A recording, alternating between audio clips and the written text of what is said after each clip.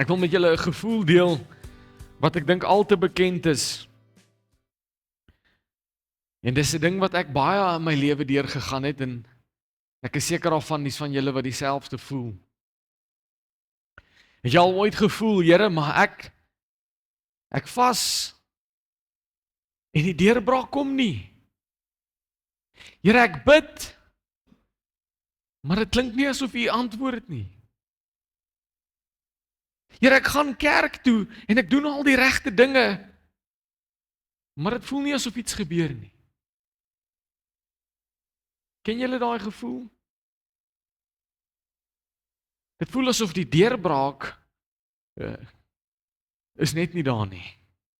En nou weet nie waar dit is nie, en vanoggend wil ek bietjie met julle gesels oor hoekom God soms nie antwoord nie. Sien, ons begin vra soos Here, maar hoor U my? Is U werklik daar? Wat moet ek doen? Doen ek iets verkeerd? Sien, ek dink vanoggend die probleem is nie dat God nie luister nie. Ek wil julle 'n vraag vra en ek wil hê julle moet, soos wat ons na die teks kyk en dit bespreek, hou hierdie vraag in jou hart. Vra jouself gedurend, konstant hierdie volgende vraag. Is die probleem nie dalk dat ons iets mis nie? Het ons dalk so vasgevang geraak in hierdie wêreld en in hierdie sisteme en hoe kerk werk? Weet julle dat die kerk is ook 'n sisteem waarin jy vasgevang kan word? Al verskil tussen 'n groef en 'n graf is die diepte. Weet julle dit? Dalk mis ons iets iewerste. Dalk het ons iewerste die opdragte, die verwagting van God gemis. En dalk is die probleem nie dat hy nie antwoord nie, maar dat ons nie reg is vir 'n antwoord nie. Ek wil vra dat julle so langs na Jesaja 58 toe sal blaai. Die Here het die laaste ruk baie met my gepraat uit hierdie teksgedeelte uit en ek glo in my hart dat daar's groot dinge vir die gemeente op pad, juis uit hierdie teksgedeelte uit. En ek wil begin, dit is nou nie deel van my preek nie, maar die Here herinner my daaraan. So ek het een Woensdag aand gebid en ek het vir die Here 'n klomp goed gevra en hy het my 'n klomp antwoorde gegee. En onder andere op 'n stadium was ek so oorweldig dat ek dit op my gesig gaan lê op die bank, nie op die grond nie, want ek het ribbes wat hulle sal deursteek. Ek het maar die bank gekies. En terwyl ek daar lê met my hand op my gesig, wys die Here vir my soos 'n klei bekertjie wat deur 2 hande vasgehou word. Nou binne in die beker is daar water. En wie ook al hierdie bekertjie vashou, ek weet nie wie dit is nie, dit kan ons as kerk wees, dit kan jy as individu wees, dit maak nie saak wie die bekertjie vashou nie, dis vir elkeen van ons. In die bekertjie is daar water. En ek weet nie wat se pad loop die persoon nie, maar dit lyk maar 'n bietjie ongemaklik en ongelyk en hierdie water lyk konstant asof dit wil mors. En dis 'n konstante geveg om hierdie water net binne te hou. En die volgende oomblik tref daar 'n ding, ek weet nie wat dit was nie. Hierdie beker en hy breek. En hy stikkend. En die water loop uit. En die 2 hande probeer hierdie bekertjie bymekaar kry weer en weer aan mekaar sit en sodat die water tog net moet binne bly. En ek sien die hand van die Here hierdie hande vashou en sê, kalmeer. Die beker moet breek sodat dit wat binne is kan uitkom. Sodat my gees en die lewende water wat ek vir hierdie gemeente gegee het en wat ek vir elkeen van julle gegee het, sodat dit kan begin uitkom. En die wonderlike ding is toe dit gebeur het, die water het nie opgeraak nie. Dit het net aanhou loop en aanhou tap uit hierdie bekertjie uit. Nou sien vanoggend wil ek uit hierdie teksgedeelte met julle dit deel. Is hierdie stelsel, hierdie manier van dinge doen waaraan ons so vashou, moet vanoggend gebreek word. Sodat dit wat binne is kan uitkom. En sodat die Here meer en water en lewe in oorvloed uit hierdie bekertjie kan tap. Amen. Julle behoort seker al naby die teksgedeelte te wees. Sien die rede hoekom God soms stil bly, dink ek persoonlik, het minder te doen met hoe jy bid en meer te doen met hoe jy leef. Sien die teksgedeelte voor ons vanoggend handel oor Israel. En ek wil vir julle so 'n bietjie konteks gee, so 'n bietjie agtergrond gee. Israel maak al die regte geluide, maar daar's niks aan die binnekant nie. God praat met hulle deur Jesaja in hierdie teksgedeelte, juis oor vas en bid. Israel het deur 'n tydperk van vas en bid gegaan en hulle het al die regte geluide gemaak. Van buite af het hulle geheilig gelyk. Hulle het die rympie gebedjies geken. En hulle was op al die WhatsApp groepies van al die kettinggebede. En hulle het elke Sondag die diens bygewoon. Maar hulle lewe het dit nie gewys nie. Hulle het nie geleef asof hulle 'n lewende God aanbid nie.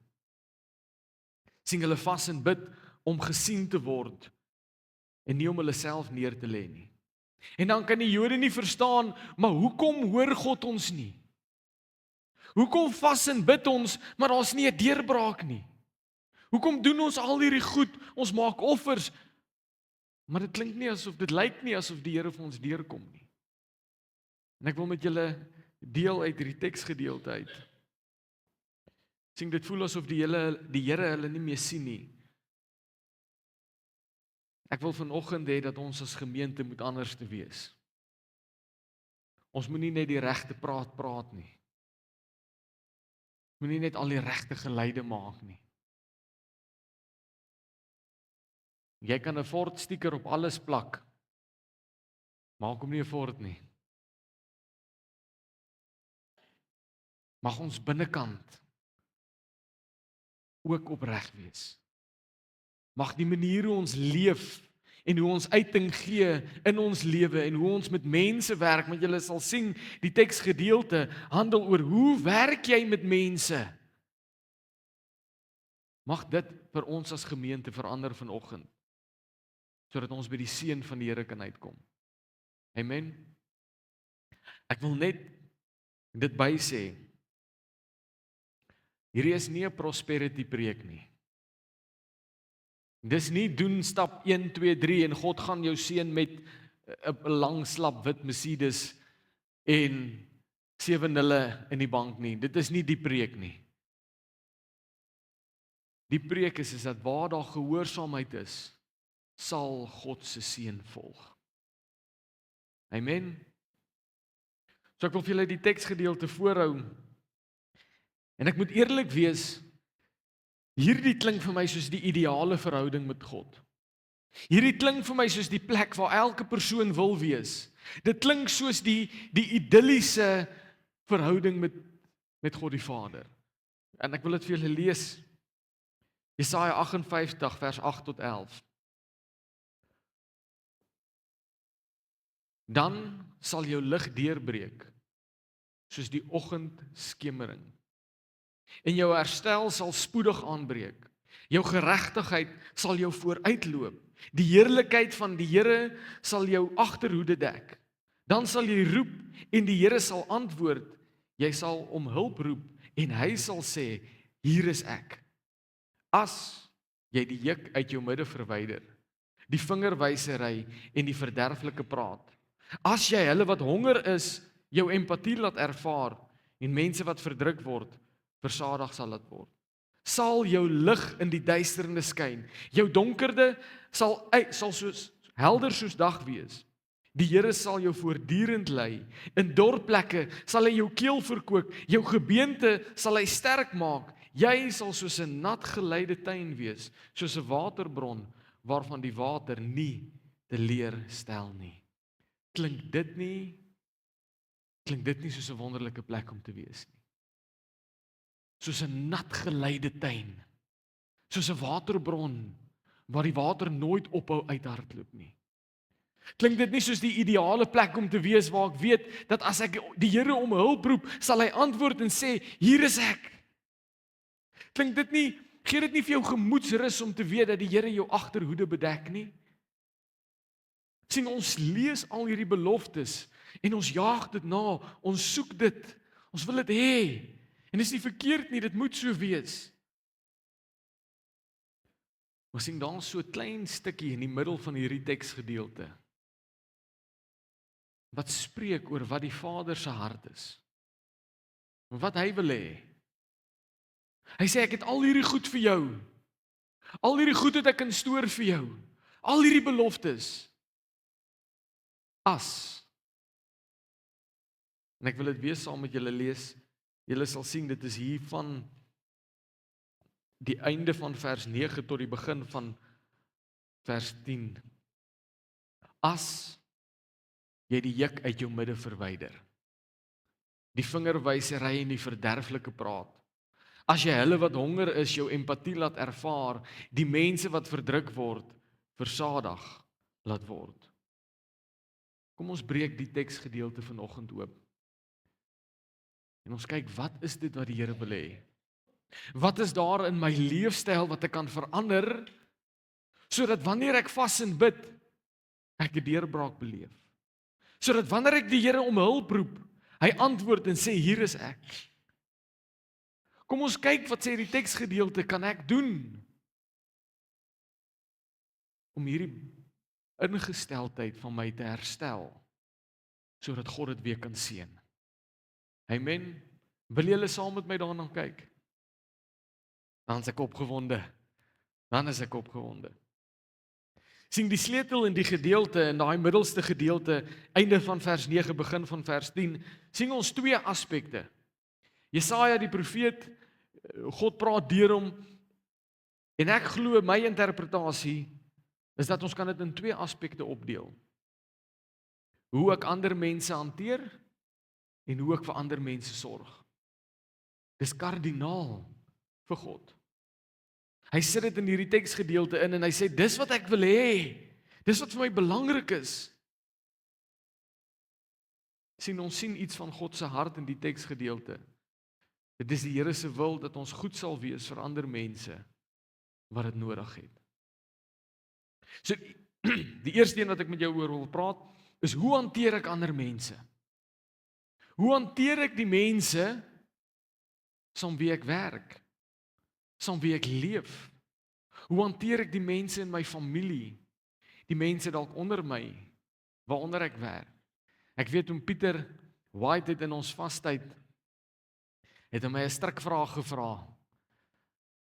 Hy het gesê, die woord sê, dat jy kan nie vas en bid en jou werknemers rondjaag nie. So hoe moet ek dan nou vas en bid en vir die mense onder my werk gee? En ek dink die teksgedeelte antwoord daai vraag, oom. Ons gaan daarby kom. Sien, hier is 3 goed wat God sê aan ons moet werk. Hy sê die juk in jou midde, die vingerwysery en die verderflike praat. Nou die Bybel en hierdie vertaling spesifiek gebruik sulke groot woorde dat ons dink, "Sjoe, maar daar's nie 'n manier op hierdie aarde wat ek skuldig kan wees aan dit nie." Dis groot goed. Man, dit klink asof hulle my in boeye moet sit. Verderflike praat. Die juk uit my midde uit. Sien, julle sal verder in hierdie teksgedeelte sien dat die Jode, wanneer hulle gevas het, wanneer hulle gebid het hulle werknemers onder hulle nog steeds sleg hanteer. Sien, en dit praat oom Pieter nie van werk uitdeel nie. Praat van hoe ek hulle rondjaag.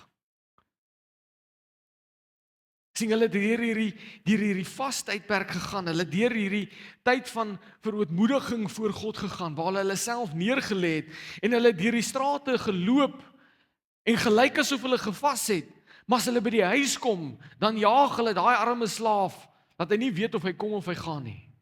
Want ek voel nou nie lekker nie, my kop is seer, ek is honger, so die slaaf pak het.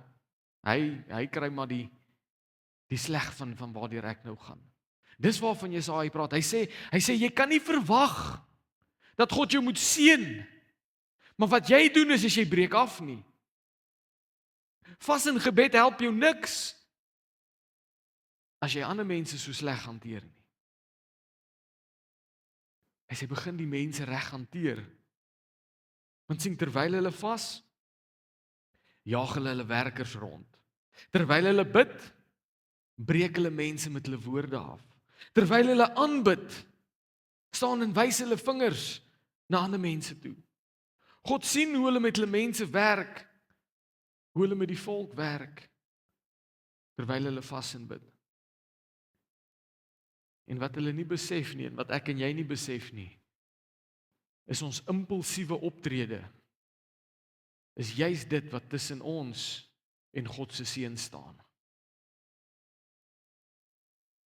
Dit gaan nie net oor die geleide wat ek maak nie. Dit gaan oor hoe ek optree, en hoe ek ander mense hanteer, en hoe ek met ander mense werk. Wat is die juk waarvan hier gepraat word? Wanneer Jesaja sê, verwyder die juk uit jou midde, wat is die juk waarvan hy praat? Dalk moet jy bietjie teruggaan in jou gedagtes, toe jy nog nie vir jouself gewerk het nie, toe jy nog vir 'n baas gewerk het. Sit jouself weer in daai skoene, en as jy hier is vanoggend en jy werk nog steeds vir 'n baas, dit gaan vir jou bekend wees. Jy het altyd daai een manager of daai een baas gehad, wat as hy by die werk instap, dan is daar sommer so droefheid wat oor jou sak. Man, ek weet nou nie wat gaan hy nou die keer fout vind nie, maar hy gaan niets fout vind en ek gaan 'n skel en 'n half kry. Jy het 'n juk in jou midde. Wanneer jy tussen die mense beweeg, dan is daar 'n swaar moedigheid onder hulle. Want jy kom met konflik, en jy kom met aanval, en jy kom met beklei. Hy sê, verwyder daai juk in jou midde. Dit wat ander mense swaar en belas laat voel, wanneer hulle in jou teenwoordigheid is, raak ontslaaf van dit. Dit gaan 'n bietjie introspeksie vat. En weet jy wat is nog ongemakliker as introspeksie? Dit gaan dalk vat dat jy met ander mense moet gaan praat en sê, hoe laat ek jou voel? Wanneer ek in die kantoor instap, voel jy benoud? Voel jy onderdruk? En jy gaan moet die antwoord wat jy kry, gaan jy moet vat. Want God sê hier, verwyder daai juk in jou midde. Maar hy praat oor nog goed. Die vingerwysery. Man, ek hoop julle het werksskoene aan, steel toes of iets. Kruip jou tone maar so onder die bank in. Kan ek by voorbaat sê ek is jammer?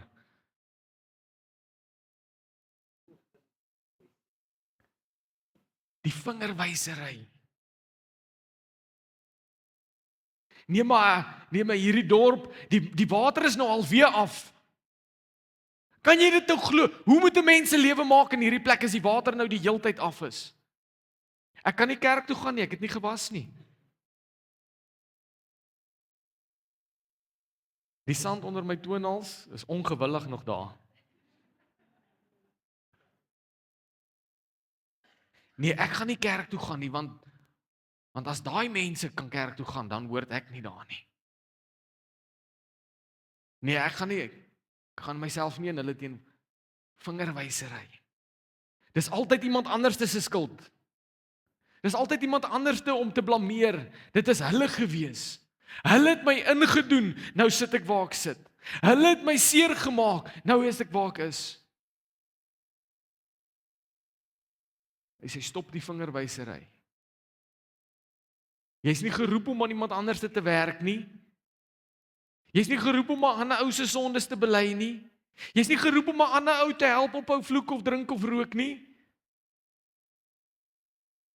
Jy's geroep om aan jouself te werk. Kyk of die fout nie dalk hier is nie.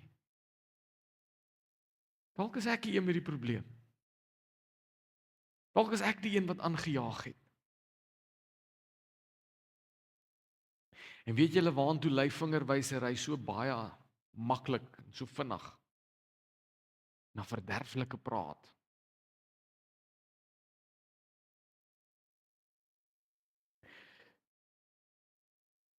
Dalk moet ek dit maar sê, want ek hou nie daarvan as mense dit doen nie.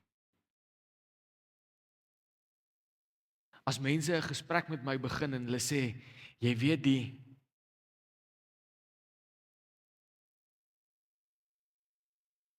moenie dit doen nie. Dis die begin van verderflike praat. Dis die begin van lelike goed sê.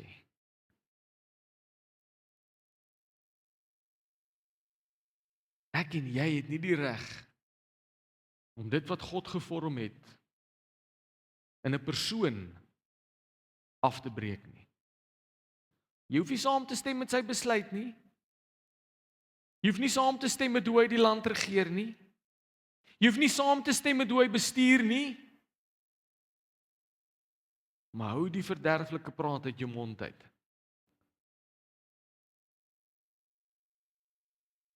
Ons kan nie verstaan hoekom ons vas en bid en niks gebeur nie. God kan nie my opbou as ek met hierdie mond afbreek nie.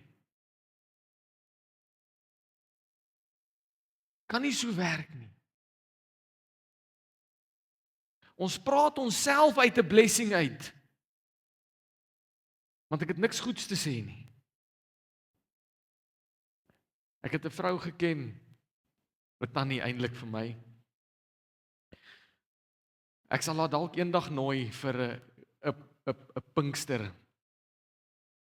Die tannie sy's way out. Sy het agtergekom dat sy's besig om verderflik te praat. 'n Gewoonte aangeleer van sleg praat. En ek kan nie onthou presies hoe lank nie, dit was of 2 of 3 weke, het sy haar mond toegeplak. Met tape, sy het kerk toe gekom met tape op haar mond. Want sy het gesê, ek gaan hierdie tong in toom kry. En ek sal nie praat, totdat ek nie kan reg praat nie. Dis die stappe wat ek en jy gaan moet neem. Want hierdie het 'n gewoonte geraak. Dit het 'n gewoonte geraak om te kla oor wat in die dorp aangaan. Dit het 'n gewoonte geraak om verderflik te praat. Dit het 'n gewoonte geraak om vingers te wys en te sê, ag, dis makliker, dis almal anders, dis nie ekkie.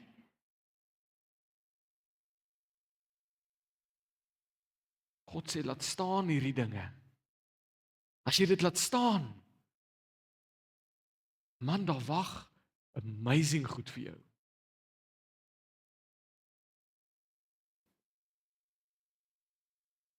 God sê vir Israel, as julle my seën werklik wil beleef, dan moet julle hierdie goed laat staan. Hierdie goed moet nie by julle bestaan nie. Julle moenie kla nie. Hou op vingers wys. Verwyder die juk in jou midde.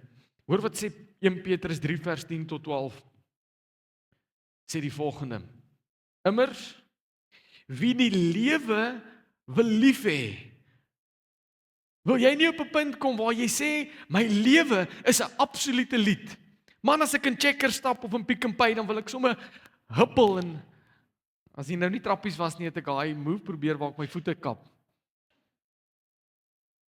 Maar ek is bevrees dit mag dalk nie goed uitdraai nie. Wil jy nie opstaan in die oggende en dink, ja, maar hierdie son skyn nou net vir my vandag nie. Wil jy jou lewe lief hê? Dis wat Petrus hier vra. Hy sê immers, wie die lewe wil lief hê en goeie dae wil beleef.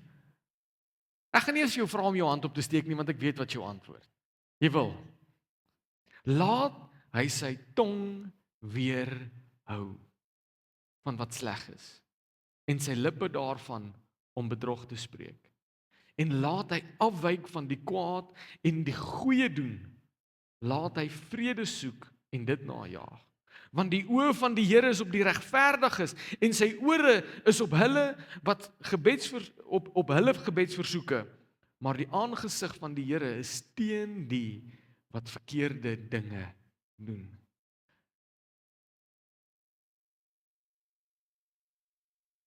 Hoeveel duideliker wil ons dit hê? Hoeveel harder wil ons hê moet God met ons praat?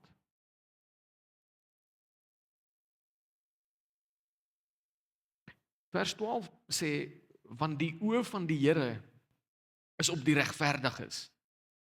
Amen, stem julle saam? Sê julle Bybels dit ook? Nou wil ek vir jou vra, wat maak jou 'n regverdige?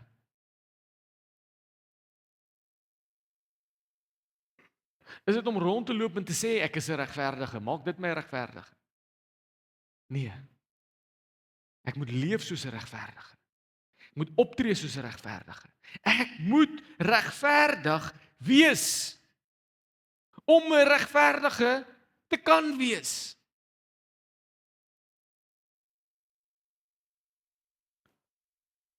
Ek kan my matras garage toe trek en daar slaap. Gaan my nie 'n kar maak nie.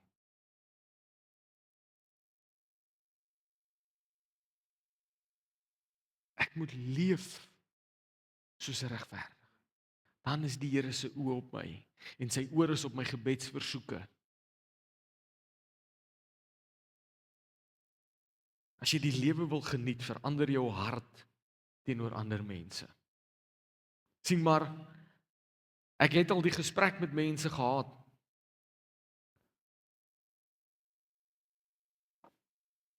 En as hierbaar dalk nou bietjie naby aan die huis gaan kom.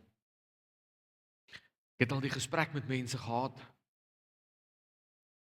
En dan kry ek antwoorde. Ja, maar pastoor, ek is maar net 'n reguit mens. Ja, maar pastoor, ek is gemaak sonder geduld. Ek sê 'n ding soos wat hy is.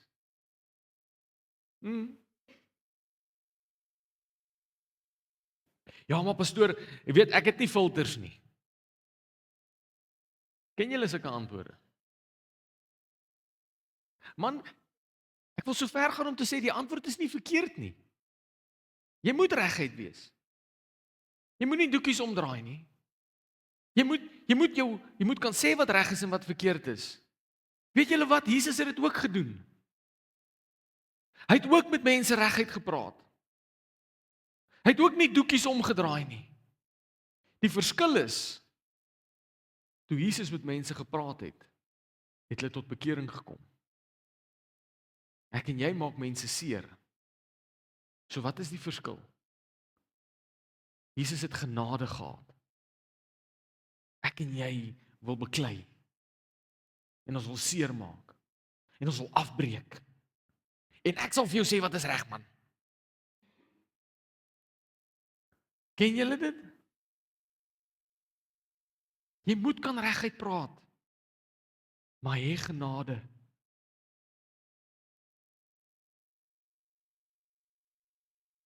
So Jesus het ook mense kwaad gemaak.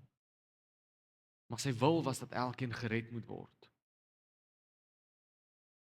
Ek en jy maak mense kwaad net omdat ons nie saamstem nie. Net omdat ek nie van jou hou nie. Jy doen nie iets waarvan ek nee. Maak ons kwaad. Ons maak seer. Jesus het kwaad gemaak. Maar sy doel was om te red. Hoe ek mense hanteer.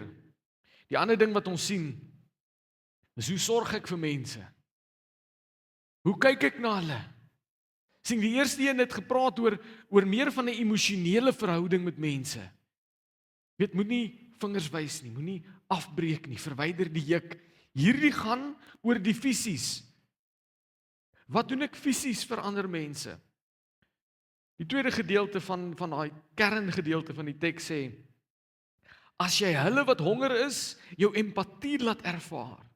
Die mense wat verdruk word, versadig laat word. Die Engels sê dit so mooi. Hy sê, feed the hungry and help those in trouble. Dis wat God wil hê.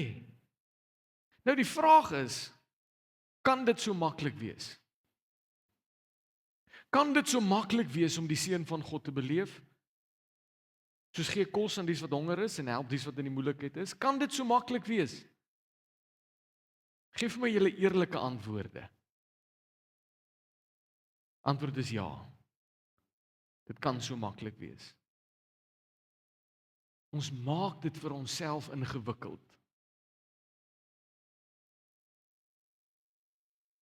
Ek het niks teen gebede vir 'n gebed vir 'n spesifieke doel nie. Ek het niks teen 'n genesingsgebed of teen 'n verlossersgebed. Ek het niks daarteen nie. Maar ek kan nie gebede sit en memoriseer en dink dit gaan vir my die seën bring nie. Ons maak dit ingewikkeld want ons wil al hierdie toertjies hê en ek moet deur hierdie hoepies kan spring en ek moet al hierdie kan doen en ek moet soveel keer by woordskool gewees het en ek moet al hierdie goed doen. Die Here sê dis eenvoudig. Gee kos aan dies wat honger is en help dies wat in die moeilikheid is.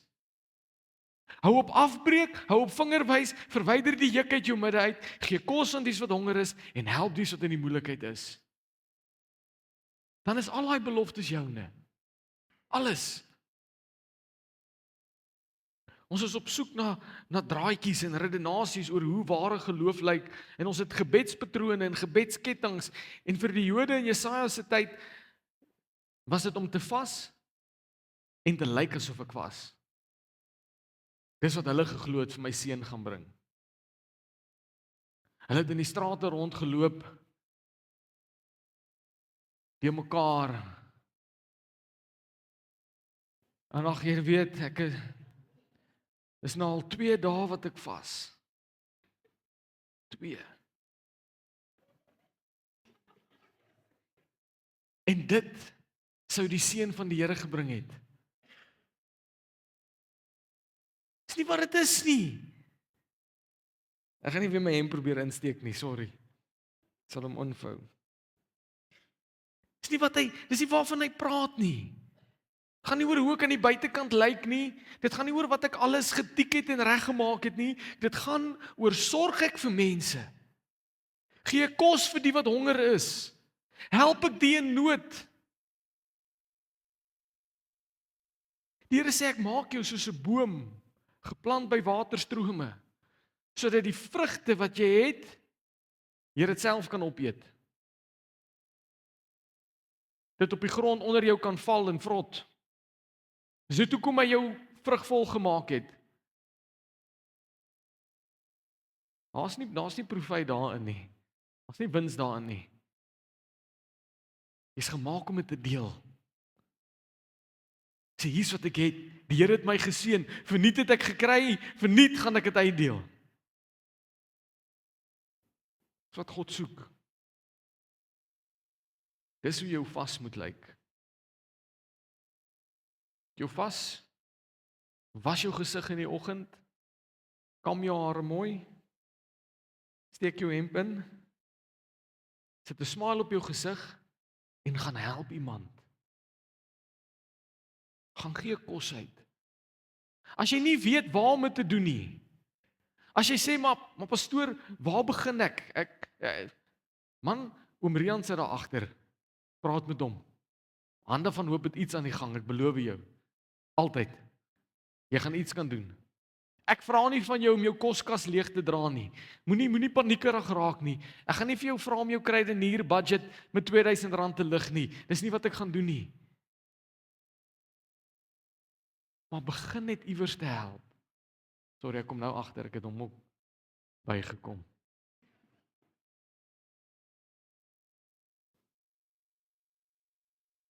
Lukas 6 vers 37 en 38.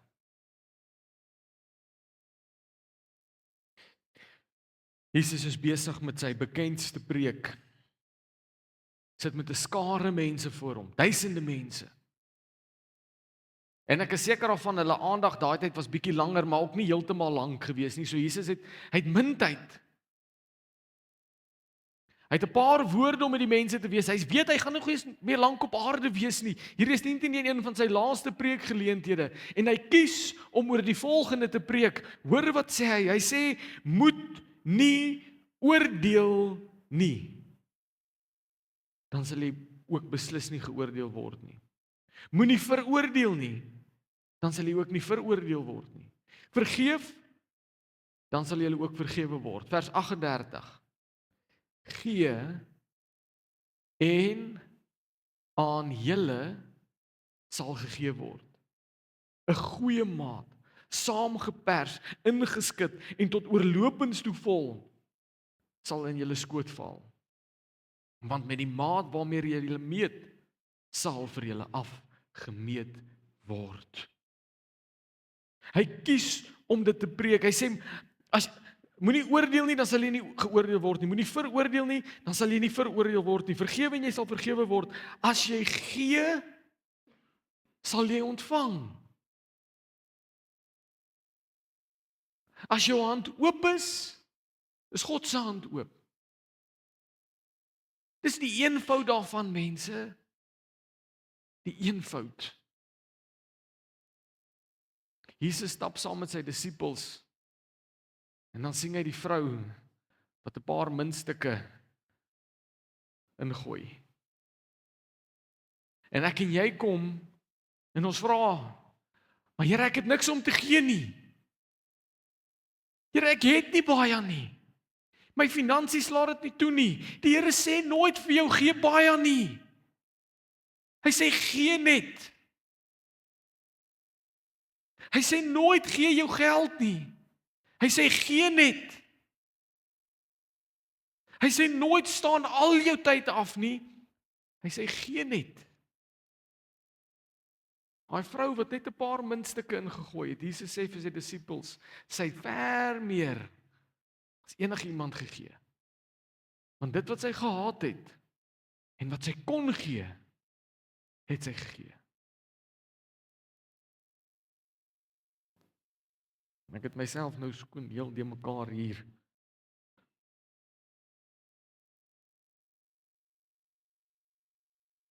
Wees verander wat jy graag in jou lewe vir jouself wil sien.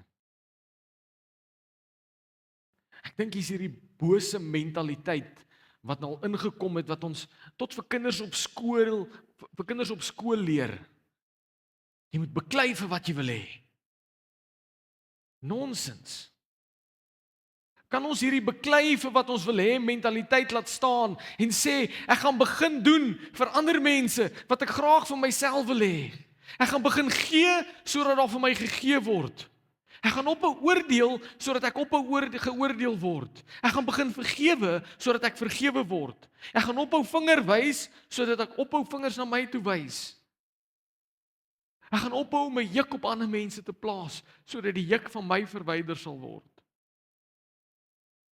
In plaas daarvan om te sê, julle almal is net vir my 'n trappie in die leer om bo uit te kom. Dis die mentaliteit wat ons die kinders leer vandag. Beklei vir wat jy wil hê. Beklei om bo uit te kom. En agter jou lê 'n klomp gewonde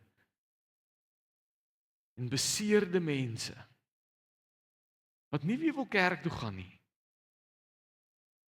Want daai Christene het op my getrap.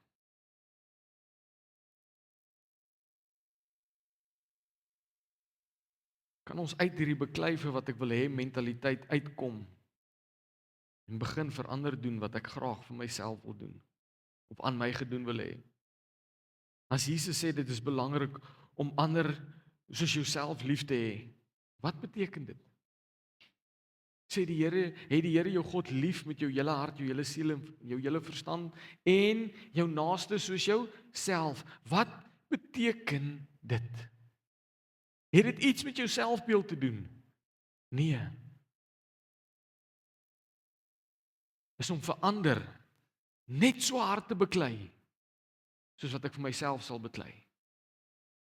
om vir ander net so hard te voorsien, soos wat ek vir myself sal voorsien. Om vir ander te gee, wat ek graag wil hê aan my gegee moet word.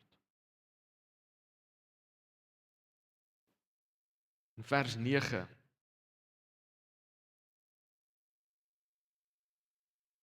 ons het vir mekaar gevra, hoekom antwoord God nie? Vers 9 sê, as jy hierdie goed doen, as jy die juk uit jou midde verwyder, as jy ophou om vingers te wys, as jy ophou om te blameer, as jy ophou om sleg te praat, as jy vir die hongeres begin kos gee, en jy begin help dies wat in nood is, hoor wat sê vers 9, hy sê, dan sal jy roep, en die Here sal antwoord. Then you will call, the Lord will answer.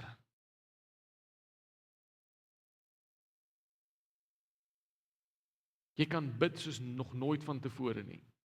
Jy kan vas, en jy kan huil, en jy kan roep na God. Maar Jesaja sê vir ons, dit is moontlik om geestelik al die regte dinge te doen, maar nog steeds verkeerd te leef. Het is moontlik om al die regte geleide te maak, maar nog steeds verkeerd te leef. Hoekom?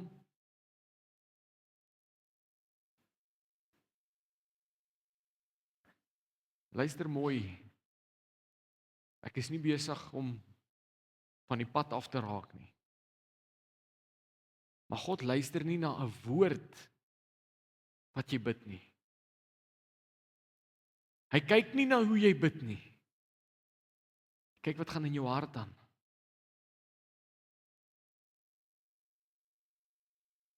Jy kan 3 woorde bid. Here, help my. Hy luister nie na die woorde nie. Kyk wat gaan in jou hart aan. As jou hart opreg is, gaan hy jou antwoord. Die Here stel nie belang in hoe ons aan die buitekant lyk nie. Stel belang wat binne aangaan. Is my hart opreg? En weer eens, hierdie is nie 'n prosperity preek nie. Jou lewe gaan nie oornag verander as jy 'n sopkombuis begin nie. Dis nie wat gaan gebeur nie. Jou hart teenoor ander mense moet verander. Jy moet wil kos uitdeel. Jy moet dit nie doen om 'n seën te ontvang nie. Jy moet wil ander mense help. Dit nie net gebruik as nog 'n boksie sodat ek geseën kan word nie. Jou hart teenoor mense moet verander.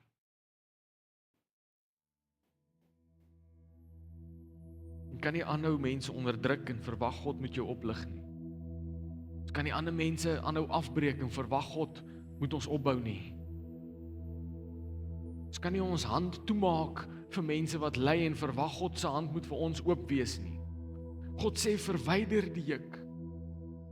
Hou op vingers wys, hou op sleg praat, voed die honger, help die wat sukkel.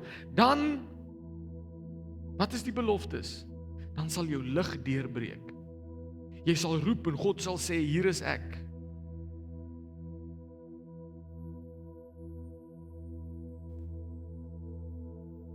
As ons vanoggend vir mekaar vra, hoekom God nie antwoord nie, kan ons introspeksie begin doen.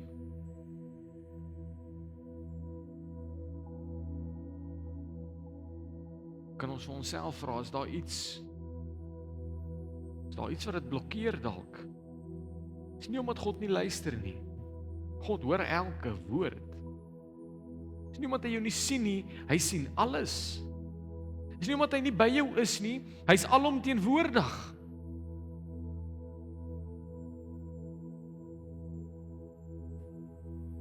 Omdat ek nog nie doen wat hy vir my gevra het om te doen nie. Omdat ek nog nie leef soos wat hy vir my vra om te leef nie. En dis nie moeilik nie, mense. Dis nie moeilik wat God vra nie. Al wat hy vra is hanteer mense net goed. Wees net goed vir iemand. Moenie afbreek nie. Moenie seermaak nie. Wees goed vir hom. Geef hom kos. Help hom in tye van nood. Dit is nie ingewikkeld nie. Dit is eenvoudig. Die pad na God se seën begin nie by ontvang nie. Begin by hoe ek mense hanteer. Kom ons bid saam.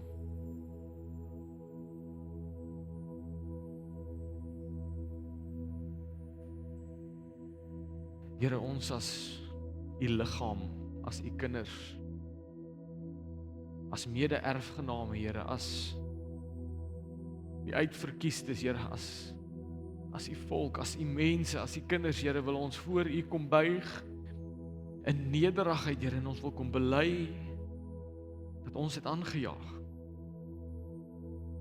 Ons het vir so lank mense sleg hanteer. Ons het vir so lank mense onderdruk en sleg behandel. Vir so lank het ons probeer baas speel en mense rondjaag. Vir so lank het ons probeer om ons wil op hulle af te druk, Here. Vir so lank, Here, het ons die verkeerde ding gedoen en nie verstaan hoekom ons nie geseën word. Maar Here, u woord het vanoggend vir ons oopgebreek. En die Heilige Gees het met ons kom praat, Here, en ons wil bid en vra, Here, dat u ons sal help om van vandag af vorentoe die regte ding te doen. Here, kom verander ons harte. Kom gee vir ons daai benoudheid, daai sielelas, liewe Heer, daai hart wat u vir mense het, Here. Kom gee vir ons dieselfde hart.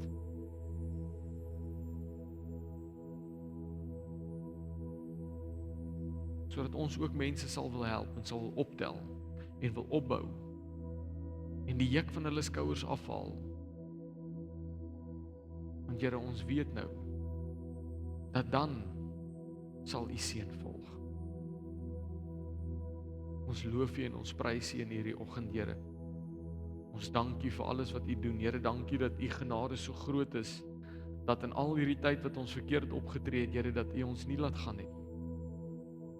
Jy het nie opgegee en gesê, genoeg is nou genoeg, nou wil ek niks meer met julle te doen hê nie. Nee, Here, u het aanhou om ons lief te hê. En Here, dankie dat u het tot ten spyte van dit tot 'n mate toe aangehou om ons te seën, Here. U het nog steeds ons daaglikse brood vir ons gegee. Maar Here, dankie dat ons ook kan oopgaan, dat daar is beter dinge vir ons in stoor. Ons loof u en ons prys u en ons bid dit alles in u wonderlike en heilige naam alleen. Amen en amen.